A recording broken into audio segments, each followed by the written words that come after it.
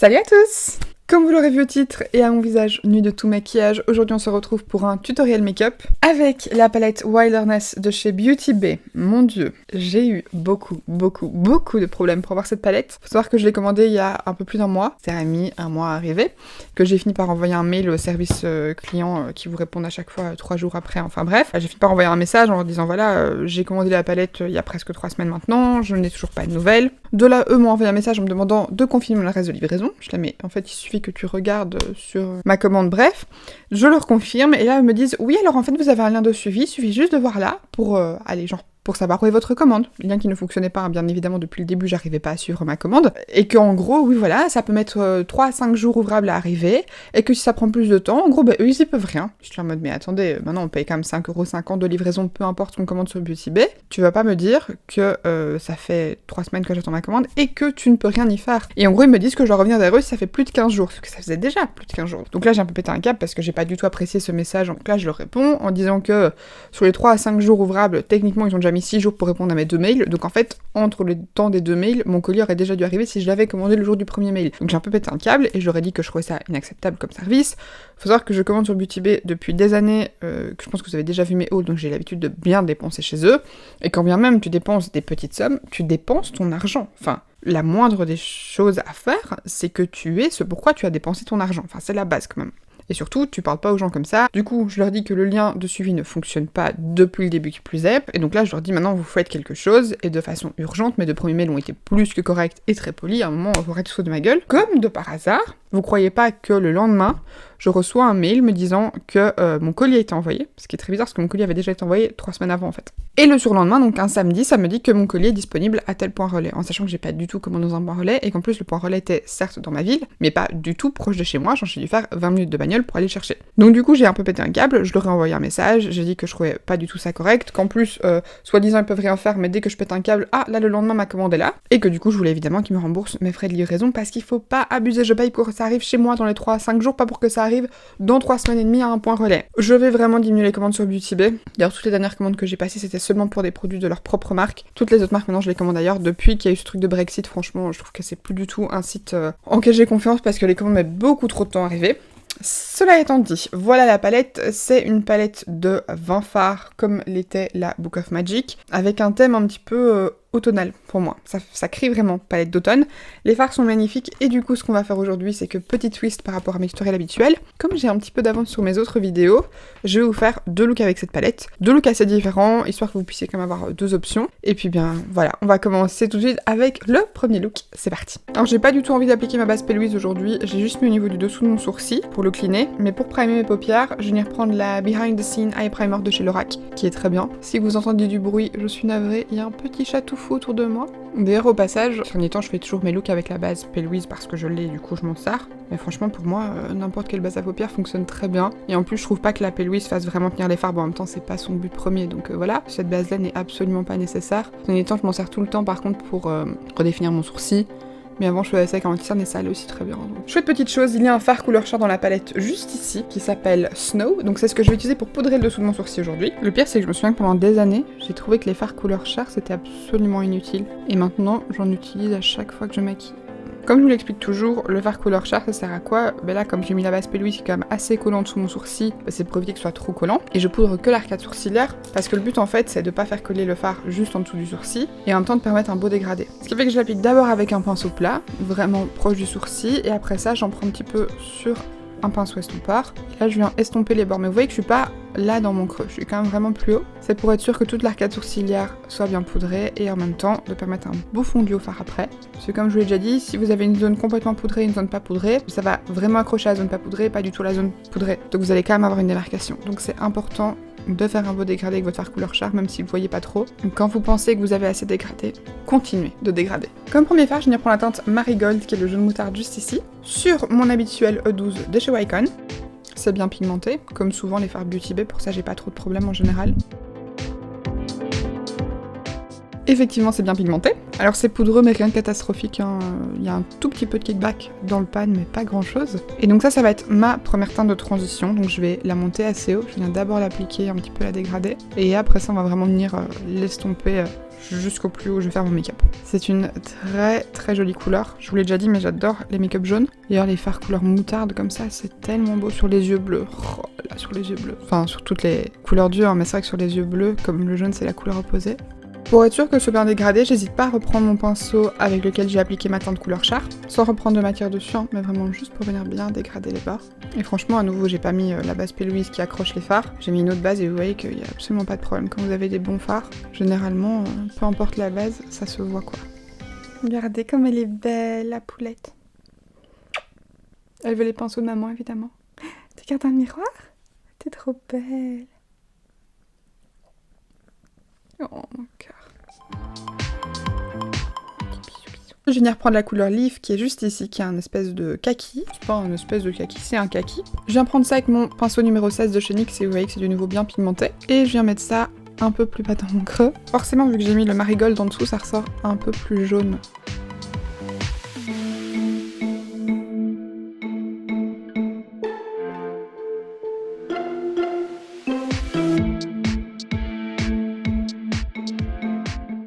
Regardez, je suis occupée de me maquiller et j'ai bébé chat qui est complètement hypnotisé par mon pinceau. Et en plus, elle s'approche du micro en ronronnant. On va vous faire des vidéos ASMR chat, je le sens. Ensuite, je vais venir prendre la teinte Eucalyptus qui est le kaki encore plus foncé. Je vais prendre ça toujours avec mon pinceau NYX. Et là, je vais un peu plus insister au niveau du coin externe. Et là, on va vraiment commencer à intensifier.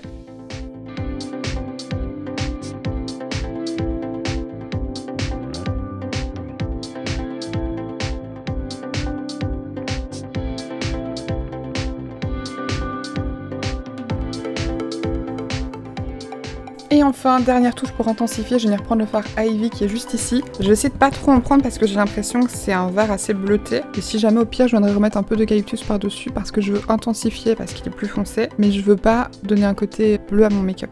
Alors du nouveau, c'est très bien pigmenté. Et je pense que vous voyez qu'il n'y a pas de problème pour travailler en superposition. Malgré le fait que là, j'ai déjà mis 3 fards. Celui-ci agrippe toujours très très bien. Donc franchement, top. Pour faire mon cut crease, j'ai utilisé mon anti-cerne Meteor Hue de chez Dose of Color parce que je l'aime beaucoup et que ça fait un petit moment que je m'en suis pas utilisé. Je m'en suis pas servi. Oh, je ne l'ai pas utilisé ou je ne m'en suis pas servi, mais pas je m'en suis pas utilisé, ça ne veut rien dire. Ok, alors le cut crease est fait, j'ai galéré. Je pense que c'est vraiment le manque de pratique, hein, vu que maintenant je me maquille quand même encore relativement peu. Puis je continuerai avec la teinte Lime et peut-être que je mettrai une couche de la teinte Moss qui est juste ici en partie externe. Alors comme j'ai plus d'ongles, enfin si j'en ai mais des tout courts, j'en profite pour faire ça au doigt. Ouh là là. Ouh là là là là. J'ai l'impression que vous voyez rien, mais mon dieu c'est beau. C'est très très très très très beau. La teinte est là. Pour avoir déjà swatché les fards lumineux, ils me font vraiment penser à ceux de la palette Beauty Bay Nikkie Tutorials. C'est vraiment la même chose, en mode fard très très lumineux, très intense, hyper riche en reflets. Franchement, je trouve que c'est les meilleurs fards lumineux. Ce fard, quoi. Waouh, ce fard. Ce fard est très très très très beau. Alors franchement, la jonction de ces deux teintes où il y a du coup le mélange de l'irisé métallique, du lime, les paillettes durées, c'est magnifique. Super super super beau. Et du coup, je termine avec la teinte Moss que j'ai appliquée en coin externe. Pareil, c'est un fard un peu plus bleuté que les autres qui sont un peu plus verts. Ce que je vais faire, c'est que pour les deux looks, la partie du temps, en fait, donc tout ce qui n'est pas le travail qu'on fera avec cette palette, je vais le passer en accéléré avec les références des produits, parce que c'est des produits que vous aurez peut-être déjà vus, et limite, si jamais je n'en ai pas encore parlé, je vous mettrai une petite annexe où je parle un peu. Mais en tout cas, pour que ce soit plus rapide, si je veux faire de look et que la vidéo dure pas 40 minutes, il vaut mieux que je passe ces parties-là en accéléré, donc c'est ce qu'on va faire tout de suite.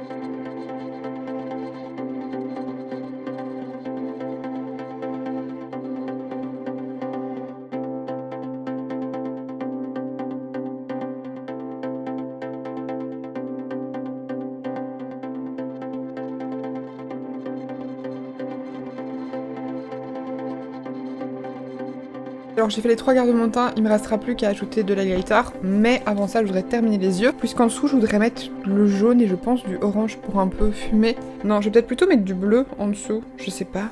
Est-ce que je tente le bleu en dessous? Pourrait être beau, non?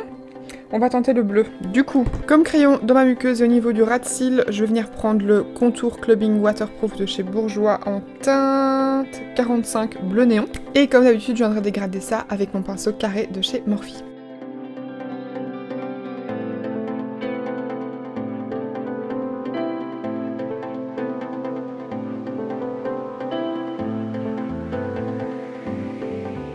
Je sais pas ce que vous en pensez, mais ça change vraiment tout, quoi. Le bleu, déjà, c'est très joli avec le vert. Et puis, par rapport à là, ça change tout mon regard, c'est un truc de fou. Maintenant, toujours avec mon pinceau Morphe, je vais venir prendre le fard bleu marine qui est ici, qui s'appelle Twilight.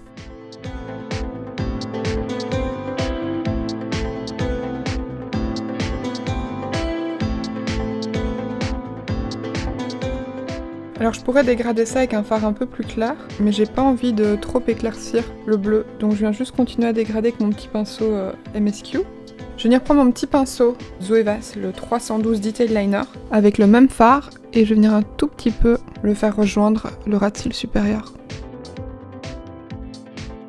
Mais écoutez, c'est pas du tout ce vers quoi je pensais partir, mais j'adore le résultat, c'est canon. Ça fait un peu Cléopâtre, et en même temps ça me permet de vous faire un make-up avec le Reverse Cat Eye, qui est pas du tout quelque chose de nouveau, hein. Tout le monde est là en mode c'est une nouvelle technique, mais ça existe depuis perpète. J'ai juste envie de prendre un petit peu du fard Océan, qui est le bleu juste là, qui a l'air canon. Donc je vais le prendre avec le même pinceau, hein, le Morphe, et je vais essayer de venir tapoter ça par-dessus. Maintenant je vais appliquer mon mascara, mes faux cils, parce que de base je pensais pas en mettre. Mais là, ce look crie définitivement des faux cils et on se retrouve juste après. Ok, alors j'ai mis mon mascara et mes faux cils. Maintenant, je vais terminer le teint. Je vais pas rajouter de blush, j'hésitais, mais je pense que je vais laisser comme ça. Par contre, je vais juste mettre de l'highlighter parce que j'en ai pas encore mis. J'ai envie d'aller à fond sur l'highlighter aussi, comme si les yeux n'étaient pas suffisants. Donc, je vais mélanger le Money Honey des Supreme Trust de chez Jeffree Star et l'highlighter Kimchi Chic en teinte Pearls Gone Wild qui lui est bleu. Donc, comme ça fera un mélange bleu et vert, ça va être canon. Pour l'appliquer, je vais venir prendre mon pinceau Morphe. Je viens d'abord prendre le Money Honey. Oh, cette pigmentation. Non mais franchement cet highlighter c'est un truc de ouf, hein. Et ensuite je viens prendre le Kimchi Chic. Comme rouge à lèvres, je vais mettre le Velvet Teddy de chez MAC, je crois que ça donnera mieux.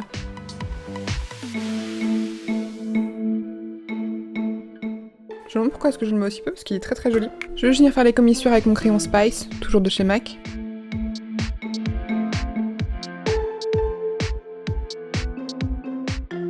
Et je vais juste prendre un tout petit peu l'anti-cerne que je vais venir tapoter au niveau du centre de mes lèvres.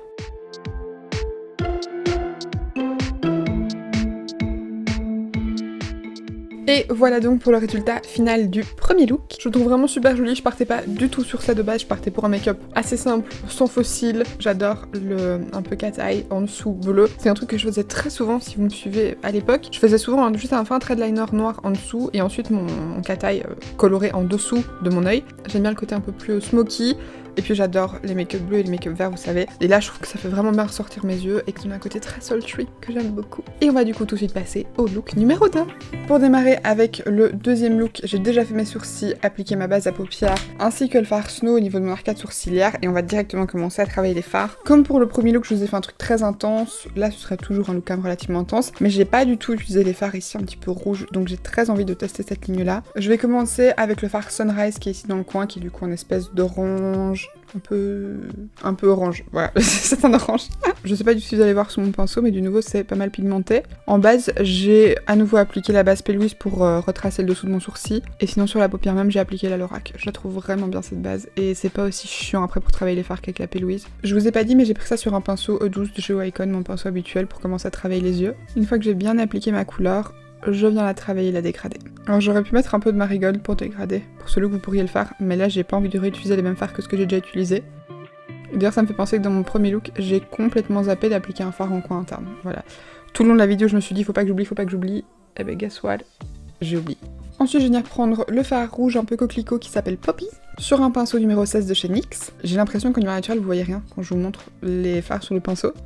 Mais pareil, ça m'a l'air bien pigmenté. Ce fard-ci, il est un tout petit peu plus poudreux que la couleur Sunrise, que j'ai appliquée juste avant, mais pas spécialement plus poudreux que les fards verts que j'avais utilisés pour le premier look.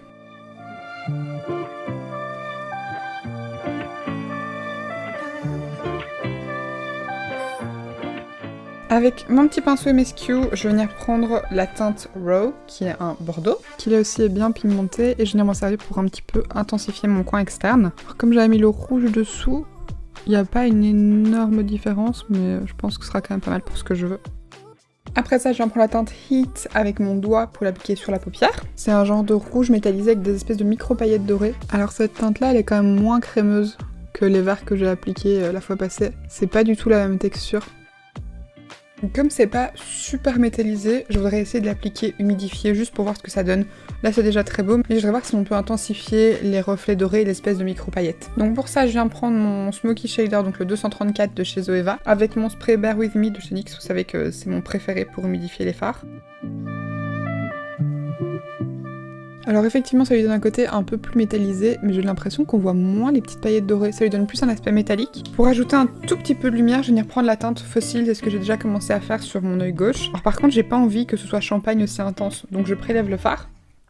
Je vais un petit peu retirer le surplus sur ma main, et ensuite je viens tapoter légèrement sur la paupière, pour donner un petit peu un côté topper, et pas intense au fard. Et j'insiste un tout petit peu plus sur la partie interne de l'œil, où là je viens vraiment presser mon doigt pour intensifier la couleur, et sur le reste je viens juste un petit peu tapoter, mais en surface, je viens pas vraiment frotter sur la paupière. Et c'est très beau parce que du coup en fait quand on regarde comme ça on dirait que j'ai que sur la première moitié, mais quand je me tourne on voit que le lumineux va un peu partout, c'est très beau, ça réagit vraiment beaucoup avec la lumière, c'est très très bien. Maintenant que le dessus des yeux est fait, vous connaissez la suite, on va passer au teint, et pour ça comme pour le premier look, je vais tout faire avec les annotations des produits mais on va pas rentrer dans les détails.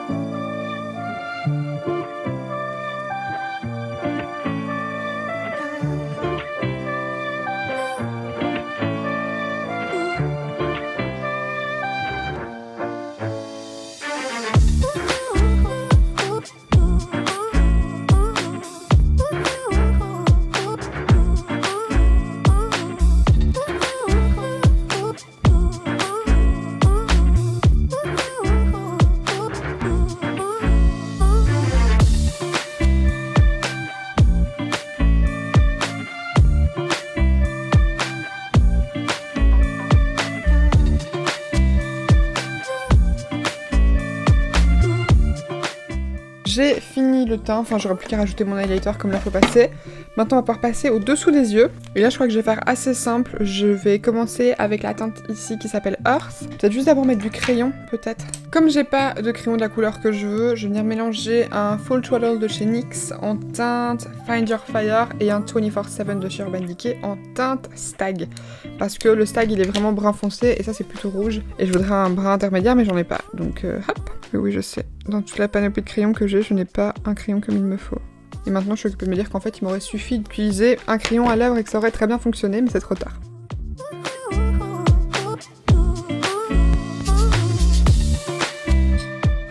Bon, ça donne pas du tout ce que je veux, mais c'est pas grave, de toute façon ça va juste me servir de base. Du coup je viens prendre le fameux fard marron, et je viens le tapoter tout le long du ras de cils, par-dessus le crayon. Quand c'est fait, je viens prendre mon petit pinceau MSQ que j'ai bien évidemment essuyé pour pas qu'il y ait de bordeaux qui reste. Et je viens un petit peu dégrader en reprenant un tout petit peu du fard Earth sur mon pinceau. Et j'hésite pas à remonter pour un petit peu dégrader le marron dans le rouge. Et alors juste pour faire un petit rappel avec le dessus, je viens prendre la teinte Sunrise, donc qui était l'orange. Et je viens le dégrader juste au niveau des bords du marron. Je vais venir reprendre le fard Fossil, qui était le fard que j'ai appliqué sur ma paupière, et l'appliquer en coin interne. Pour ça, je prends un petit pinceau de chez Jessup, il me semble que c'est un Detail Shader, mais il n'y a plus du tout les inscriptions dessus. Sauf que comme ça me semble un petit peu foncé, je vais venir prendre un tout petit peu de la teinte Ray, qui est le vert un petit peu lumineux assez clair, avec mon doigt et je vais venir tapoter ça par-dessus. Et je prends le vert, parce qu'il y a aussi un bleu, mais je prends le vert parce que comme c'est la couleur opposée au rouge, je pense que ça peut donner un chouette contraste. En n'en mettant pas trop, hein, le but c'est de donner un petit côté un peu lumineux mais pas vert-vert. Je vais appliquer mon mascara, je pense pas mettre de faux cils avec ce look, j'aime bien l'effet comme ça, sans faux cils. Donc je crois que je vais juste mettre du mascara et on se retrouve juste après. J'ai fini le maquillage des yeux, je voudrais du coup juste mettre de l'highlighter et puis ensuite on pourra passer aux lèvres. Pour l'highlighter, pour rester un peu dans ce style de teinte un peu doré, rouge, j'ai envie d'utiliser celui-ci. C'est un highlighter duochrome, je sais pas comment vous montrer, de chez MAC. Alors il fait partie d'une collection de Noël, c'est le Snow Flushed Extra Dimension Skin Finish. Maintenant ils sortent celui-là à peu près tous les ans. C'est pas forcément le même nom, mais c'est à peu près toujours la même chose. En fait, c'est un rose jaune doré. Enfin, il est vraiment très très beau. Je prends ça avec mon pinceau de chez Morphe, qui faisait partie du kit qui est dans la barre d'infos.